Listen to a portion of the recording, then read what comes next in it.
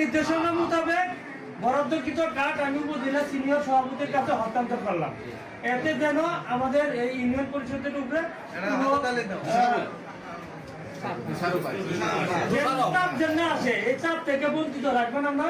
আপনারা এই জন্য বলতেছি এটা আসতে পারে, যেহেতু আমার এই কার্ডগুলো আমার উপজেলা দেওয়ার নির্দেশনা ছিল।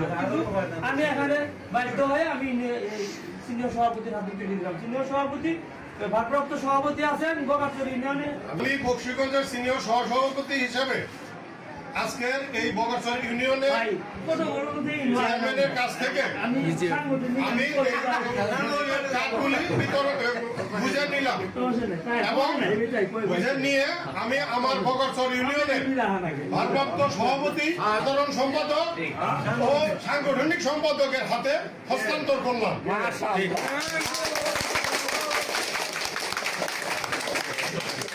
সভাপতি, সাধারণ সম্পাদক এবং সাংগঠনিক এবং ৯ ওয়ার্ডের সভাপতি, সেক্রেটারি এবং অঙ্গ সংগঠনের সভাপতি, সেক্রেটারি মিলিতভাবে বসে একত্রিতভাবে ডিসিশন নিয়ে সুন্দরভাবে বিতরণ করবেন এই আশা আমি রাখি।